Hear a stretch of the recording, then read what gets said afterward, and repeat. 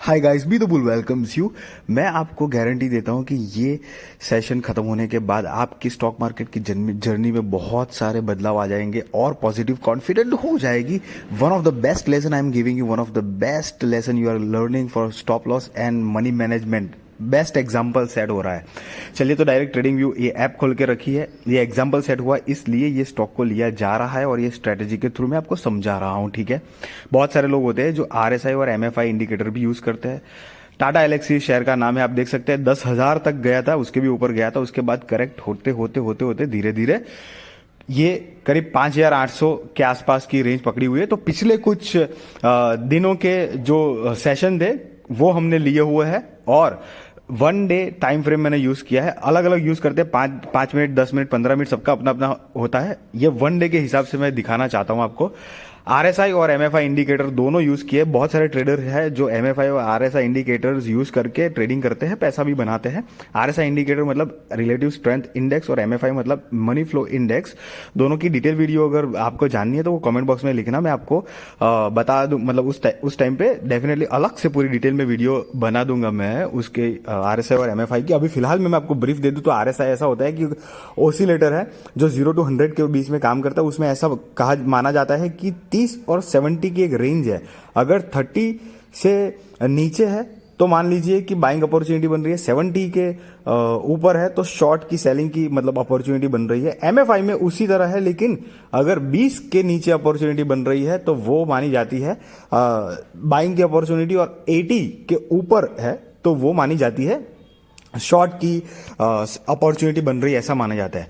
अब यहां पर आप सब मतलब दोनों चार्ट देख सकते हैं और ये जो पर्पल बीच में लाइन है वो लाइन चार्ट है जिसके थ्रू ही, जिसकी मदद से ही हमको ये इंडिकेशन पता चलता है कि भाई हाँ अब बाइंग अपॉर्चुनिटी जनरेट हुई है। तो एग्जैक्टली 15 दिसंबर 2022 का अगर हम टाइम 22 के दिन की हम क्लोजिंग प्राइस देखेंगे तो दोस्तों 6550, यहां पर देखिए 6550 की क्लोजिंग प्राइस है। RSI उस टाइम पे 30.31 है, MFI जो है वो 40.25 है। तो जैसा कि मैंने कहा कि RSI 30 है, बिलो 30 है, तो आप समझ लीजिए कि बाइंग की अपॉर्चुनिटी बन रही है। स्टॉक की प्राइस जो है वो ओवरसोल्ड जोन में जा रही है या जा चुकी है, ऐसा बोलते हैं। उस हिसाब से लोग बाइंग करते हैं। तो उसके हिसाब से इनिशियल बेस पे जो एक्साइटेड ट्रेडर होंगे उन्होंने धड़ाम से अगर ट्रेड डाल दिया है तो डेफिनेटली उसके तो स्टॉप लॉस लग ही चुका है, क्योंकि उसके बाद स्टॉक जो है वो गिरा ही है, वो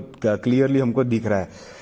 20 दिसंबर 2022 पे अगर हम आएंगे तो वहां पर भी दोस्तों देख लीजिए कि स्टॉक की प्राइस 6314 की है और RSI लेवल अगर देखेंगे तो 23.76 है दोस्तों, और MFI उस टाइम पे 17.28 है। नाउ द कैच इज कि RSI भी बिलो 30 है, MFI जो है वो भी बिलो 20 हो चुका है और प्राइस जो है वो और 6550 से 6300 आ चुकी है। और RSI तो मतलब 23 मतलब 30 से तो डाउन हो ही चुका है, लेकिन 20 के करीब अब आ रहा है। और यहां पर भी एक काइंड ऑफ इंडिकेशन मिल रहा है कि ओवरसोल्ड हो रहा है। तो यहां पर भी कुछ बायर्स होंगे, ट्रेडर्स होंगे जिन्होंने स्टॉक बाई किया होगा, तो उनका भी स्टॉप लॉस लग चुका है, क्योंकि उसके बाद भी स्टॉक में भारी गिरावट आई है। दोस्तों आप देखिए यहां पर ये जो मैं 70-30 और 80-20 की बात कर रहा था ना, तो आप राइट साइड में उसका ये जो पर्पल पूरी सी ऐसी लाइन जो दिख रही है ना, वो आई होप कि आप देख रहे हो और समझ रहे हो ध्यान से जो मैं बोलना चाह रहा हूं। ये मैं टिक मार्क कर रहा हूं, आप देख लीजिए। हाँ, तो उसके मुताबिक अगर देखेंगे लाइन तो वो जा चुकी है दोस्तों, और ये एक रीजनेबली गुड अपॉर्चुनिटी बन रही थी। अब लेकिन यहां पर भी अगर किसी ने ट्रेड नहीं लिया है तो अल्टीमेट लास्ट बाइंग अपॉर्चुनिटी बन रही थी जो कि 21 दिसंबर को बनी थी। तब MFI यहां पर देखिए लेफ्ट साइड में 0 हो चुका है।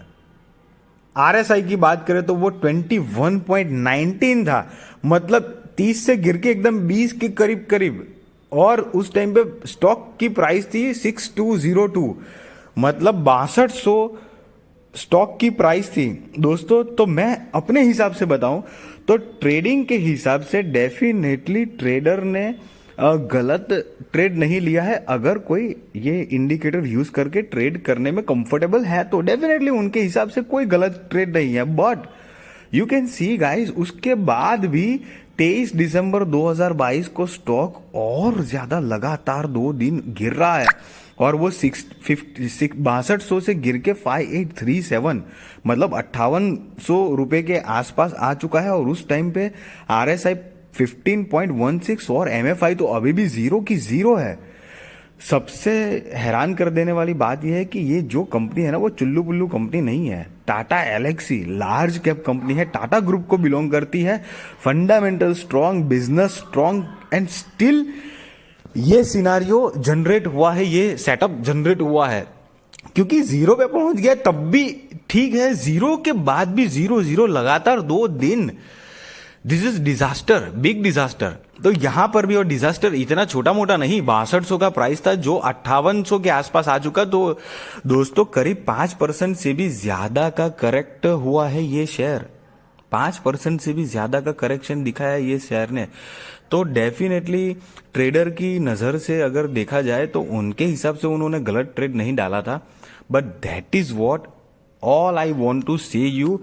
अब आपको ये एक अल्टीमेट लाइव प्रॉपर एक प्रूवन एग्जाम्पल के साथ आपको पता चला होगा कि क्लियर कट अपॉर्चुनिटी है ना दोस्तों। देखिए तो सही, MFI 0 पे हो चुका है, RSI भी 21 पे था, इतना गिर चुका है, 30 से भी ये हो चुका है और कंटिन्यूस गिरावट हो रही थी। तो एक बाइंग अपॉर्चुनिटी बन रही थी। और गिरावट, चलो मानो कि अगर छोटी मोटी गिरावट होती है, गिरावट छोटी मोटी नहीं, 5% से भी ज्यादा की करेक्शन हो चुका, उसके बाद भी और करेक्ट हुआ है। So that is what the thing कि हमको ये चीज का बिल्कुल ध्यान रखना है और ये बात दिमाग में बिठा लेनी है कि no indicators and no strategies are 100% accurate. दूसरी बात, इससे ये हमें डेफिनेटली सीख लेनी है कि ये जो स्टॉप लॉस का इंपॉर्टेंस हम बताते रहते हैं और आपने भी भाई कई बार सुना होगा, तो आपको बहुत खूब पता चला। अगर स्टॉप लॉस नहीं लगाया, आप सोचिए जिन्होंने 6500 पे अगर बाई करके बैठे स्टॉप लॉस नहीं लगाया तो उनका तो कचरा हो चुका होगा। मतलब 700 रुपए डाउन, मतलब कितनी भयंकर उनको लॉस हुई होगी। तो आप समझ चुके होंगे कि स्टॉप लॉस की इंपॉर्टेंस भी क्या है। तो स्टॉप लॉस ऑलवेज लगा के हमेशा काम करना है। और मनी मैनेजमेंट की बात करें तो यहां पर बहुत सारे शायद ट्रेडर होंगे जिन्होंने MFI 0 और RSI भी ये मोमेंट, मतलब ये मार्क पे देख के 21 के मार्क पे देख के ज्यादा पैसे, ज्यादा फंड्स या तो फिर पूरा फंड लगा दिया होगा, तो वो सब भी ट्रैप हो चुके हैं क्योंकि 6200 का प्राइस था जो 5800 हो गया। 5% से भी ज्यादा का करेक्शन दिखाया है। तो ये भी पता चलता है कि किसी भी हालत में ज्यादा पैसे या तो पूरे पैसे नहीं डालने चाहिए क्योंकि वो भी स्टक हो सकते हैं। देखो, आप रुकने के लिए थोड़ा मोटा अगर कोई रेडी होता है कि हाँ भाई 2-4 दिन में वापस करेक्ट हो जाए, होके अपनी प्राइस लेवल पे आ जाएगा, तो वो अलग बात हो गई। लेकिन ट्रेडिंग के हिसाब से डेफिनेटली ये स्टॉप लॉस, सबके स्टॉप लॉस लग चुके हैं।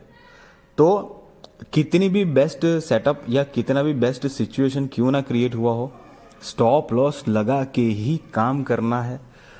मनी मैनेजमेंट के हिसाब से जानेंगे तो कितनी भी बेस्ट अपॉर्चुनिटी क्यों ना बने, सारे पैसे या एक लमसम बड़ी अमाउंट कभी भी नहीं डालनी है। No indicators and no strategy works 100% accurately, ये आपको बहुत खूब पता चल चुका होगा। और ये एग्जाम्पल है, इसलिए ये एग्जाम्पल लिया गया है। इसका मतलब ये मत समझना वापस कि भाई RSI या MFI, चलो ये इंडिकेटर गलत है, काम नहीं करते हैं, इसको नहीं करना है, दूसरी स्ट्रेटेजी या इंडिकेटर पे चलते हैं, ऐसी बात नहीं है। ये सेटअप यहां पर बैठा हुआ है। आप दूसरा कोई इंडिकेटर्स या स्ट्रेटेजीज यूज करेंगे तो हो सकता है इन फ्यूचर इस तरह का सेटअप वहां पे भी बैठे कि आपने बाई किया लेकिन कुछ हुआ ही नहीं, स्टॉप लॉस लग गया, बॉटम पे बाई कर लिया तब भी स्टॉप लॉस लग गया।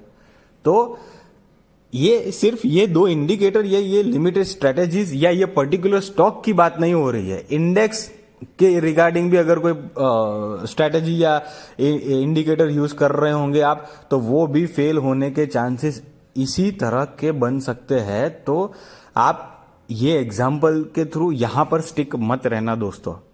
आई होप कि ये बहुत ही इंफॉर्मेटिव नॉलेजेबल ये पॉइंट टू पॉइंट का वीडियो आपकी जो स्टॉक मार्केट की जर्नी जो है उसमें आई एम होपिंग कि मैं जो आपको बता रहा हूँ आप एक्यूरेटली समझ रहे हैं।